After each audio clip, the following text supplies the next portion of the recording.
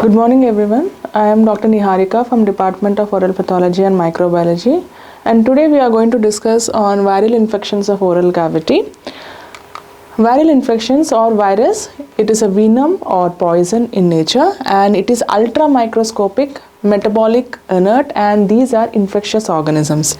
These viruses are defined as submicroscopic entities which reproduce only within specific living cells which can be introduced into the host cells, that is human beings. So there are different type of viruses consisting of oral cavity, divided in RNA viruses and DNA viruses.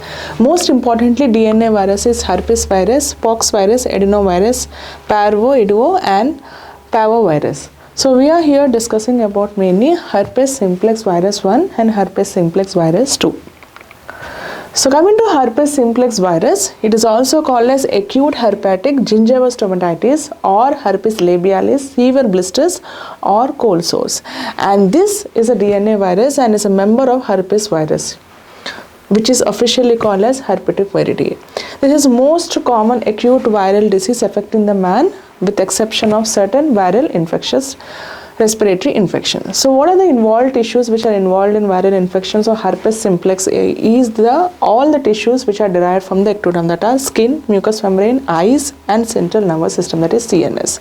So there are two types of this herpes simplex virus, has HSV1, that is 1 and many 2 types. There are also other types 3, 4 and 5. Now 3 virus is mainly varicella zoster virus, 4 is Epstein-Barr virus and 5 is cytomegalovirus. So coming to the main etiology, the humans are only natural reservoir of all these herpes viruses, and these have ability to reside for life within this infected host, that is the human body. So after the initial infection of this herpes simplex virus, there is a certain period of latency and reactivation with viral shedding seen. So what is this latency and reactivation? Whenever the body or in the virus when enters the body, it stays in the body for a certain time, that is called latency, and it shows the activation or reactivation after the virus gets activated. So HSV1 and 2 differ antigenically and biologically, but they share around like 50% of nucleotide sequence.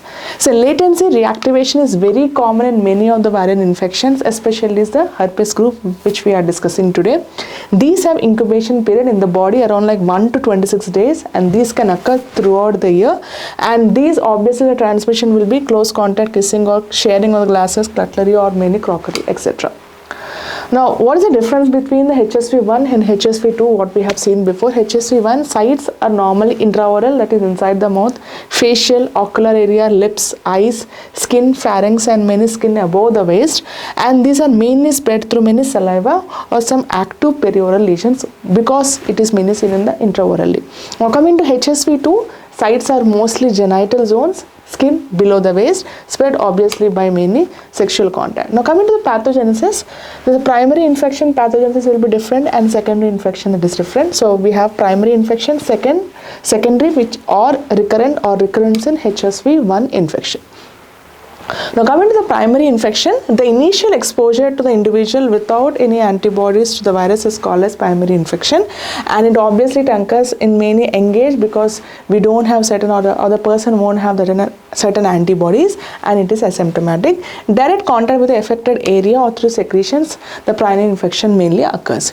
Now how does it mainly occur is, the direct contact with the affected area occurs through the secretion, that is a virus. Through receptors, these viruses enter into a cell at inoculation. Later these go into sensory autonomic nerve endings, and after that virus replicates and clinically it shows as many vesicles and then discharges into the neighboring cells. Now coming to the latency normally occurs at the nerve endings, that is present in the ganglia. These ganglia are mainly different for HSV1 and HSV2. For HSV1 it is many trigeminal ganglia, HSV2 it is many lumbosacral ganglia. Now coming to the secondary recurrent infection, that is just reactivation of the primary virus. Under numerous conditions the reactivation occurs, such as many old age, ultraviolet light, emotional stress, pregnancy, allergy, trauma, respiratory illness. All these things helps in forming the antibodies or mainly showing the secondary infections. Incubation period is around mainly 3 to 9 days. So this is host parasite relationship of the herpes simplex virus. First, the susceptible host will be present where there is no antibodies in the host. That's the reason why we have primary infection. 1% clinical diseases are seen such as many gingival stomatitis, vulvovaginitis and many herpes simplex. 99% mostly it becomes subclinical infections which goes as many carriers and shows the recurrent manifestations. And again, virus mainly releases into inside the outside the body and causes many susceptible host. So next is mainly what is herpetic eczema. Herpetic eczema is a kaposis varicella form of many eruptions, and this is epidermal form of many herpetic infection superimposed upon a pre-existing eczema. If the eczema is there, it is superimposed upon many herpetic infections. These have many diffuse vesicular lesions of the skin, clinically and usually extremely serious nature. Next is herpetic whitlow. It is mainly caused by in the fingers due to many auto-inoculation, mostly seen in many dentists, and herpes gladiatorum, it is mostly seen in the wrestlers. Now coming to primary herpetic stomatitis, it is acute herpetic gingival stomatitis, most common pattern of many symptomatic primary HSV infection. It is mainly isolated from the patient suffering from many gingival stomatitis. What would be the mode of transmission? Will be obviously saliva due to many droplet infection. It is noted that the primary herpetic eruptions are commonly associated with the pneumonia, meningitis or many also the common cold. The clinical features will be mostly seen in many children and young adults, spread by many droplets spread or contact with the lesions. It mainly arises from the 6 months to many 5 years. Now why 6 months before 6 months doesn't appear is because production by the maternal anti-HSV antibodies which is present in the mother. The primary attack will be always children. Abrupt onset, it abruptly gives rise to, often accompanied by development of many fever, irritability, headache, pain upon swallowing and regional lymphadenopathy. In few days, the mouth becomes very painful, gingiva will become intensely inflamed and appears erythematous and many edematous. Lips, tongue, all the other parts of oral cavity can also be involved. So initially, a pinhead yellow fluid-filled vesicles are formed. After this vesicle, these burst and the shallow rage, extremely painful ulcers covered by many grey membranes surrounded by erythematous halo is mainly seen. And they heal spontaneously in around many 7 to 14 days, and importantly, they doesn't leave any scar. So these are pinhead yellowish fluid-filled vesicles which are many ruptured, forms the shallow rash, extremely painful, covered by many grey membrane and many erythematous, many halo. The how is isolated.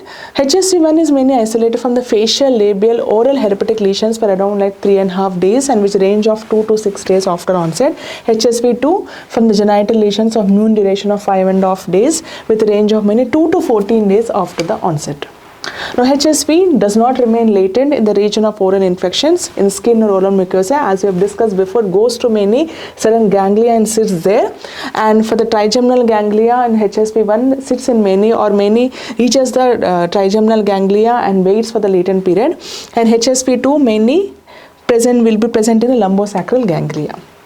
Now coming to the histopathological features, the herpetic vesicle, as we have described before, is a intraepithelial blister which is filled with the fluid. Now this virus exerts these epithelial cells which are mainly swollen, and these epithelial cells consist of cytoplasm, nuclei and many connective tissue. The cytoplasm will be pale eosinophilic cells. It will be pale eosinophilic with cells forms the Jaynes cells. There will be acantholytic cells which are free floating epithelial cells in any intraepithelial vesicles, also called as many Zang cells. And nuclei consist of large vesicular nuclei showing the ballooning degeneration, and intranuclear inclusions such as lipid bodies are seen. Coming to the connective tissue is usually inflated or infiltrated by many inflammatory cells. So these is the cells showing the Jaynes cells, all the inclusions of the inclusion bodies and lip sheath bodies. Lip sheath bodies are eosinophilic. These are ovoid homogeneous structures. These are present within the nucleus which tend to displace the nucleolus which is present and nuclear chromatin peripherally. So displacement of chromatin often produces mainly perinuclear halo is mainly seen. So this is the histopathological features of many herpes simplex virus. Histopathologically, we can see this is intraepithelial vesicle which is seen, and these are all virally damaged cells which are mainly present in the epithelium. This is all epithelium which is mainly seen. Here we can see virally damaged cells showing mainly this is the intraepithelial vesicle we seen, and these are all fragments of the nuclear material. Multinucleated giant cells are mainly also can be appreciated here. And this is the description where you can see as before, this is the epithelium which is seen, and these are virally damaged cells, and this is a well defined edge of mainly the ulcer. And herpetic stomatitis, we can see these are mainly enlarged nuclear multinuclear epithelial cells can be seen, and these are all neutrophils which are mainly appreciated. So as basically we have seen, it ruptures into surface of the tissue covered by exudates and consists of fibrin, polymorphonuclear leukocytes and certain degenerated cells. Now coming to the diagnosis, how do we diagnose it as herpes simplex virus? We can diagnose it clinically and also laboratory procedures. Clinically, scrapings from the base of the lesions can be taken and staining can be done, that is many Wright stain, Giemsa stain and Pap stain can be done. And when we do the staining in the Pap stain, ballooning cells can be seen with multinuclear giant cells and intranuclear inclusions can be appreciated just like in the figure. And laboratory procedures, isolation of this herpes simplex virus in tissue culture or by DNA occurs when the scrapings from the lesions. By mainly PCR technique we can diagnose it.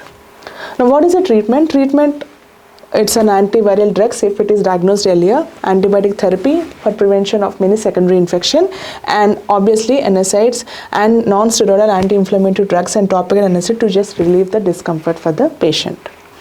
Now coming to the recurrent secondary herpetic labialis and many stomatitis, these are obviously seen in many adult patients. It's an attenuated form of many primary disease what we have discussed before. 80 to 100% of adults are mostly from the lower socio-economic levels, and only 30 to 50% of adults in higher economic levels including medical, dental and nursing personnel have such antibodies. Now professional groups consist of many such as many dentists or many doctors have recurrent lesions on fingers and hands, that is called a herpetic whitlow, may be encountered more frequently than the general population. Now recurrence is reactivation of the infections, and various theories have been placed for this recurrence. One is many gangliotic trigger theory, can occur due to some nerve section or surgery or many fever. Next is skin trigger theory due to UV light and many trauma. Next is emotion theory due to stress and have been put forward by many the reactivation.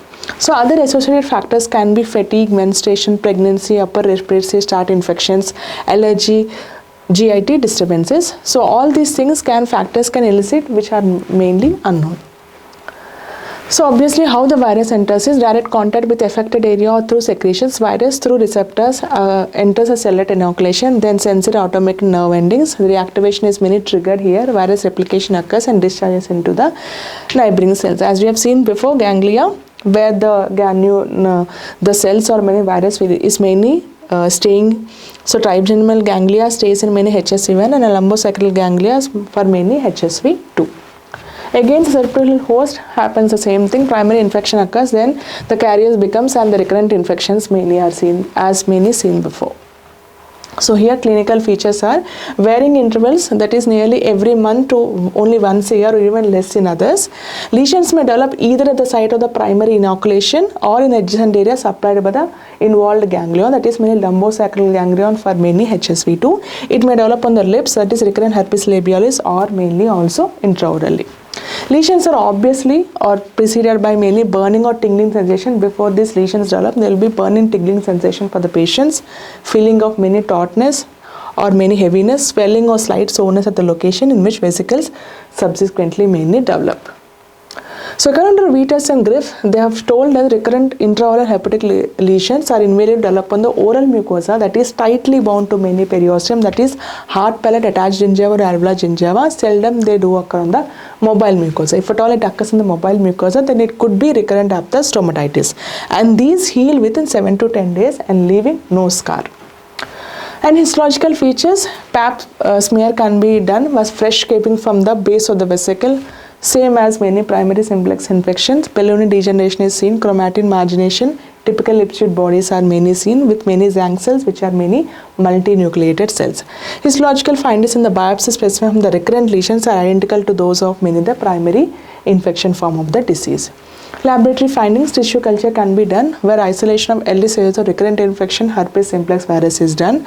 Virus isolation identification various systems including X, mice as well as cell culture techniques are done, and immunofluorescence technique, immunoperoxide technique and ELISA can also give us a diagnosis as many shows the laboratory findings of herpes simplex virus.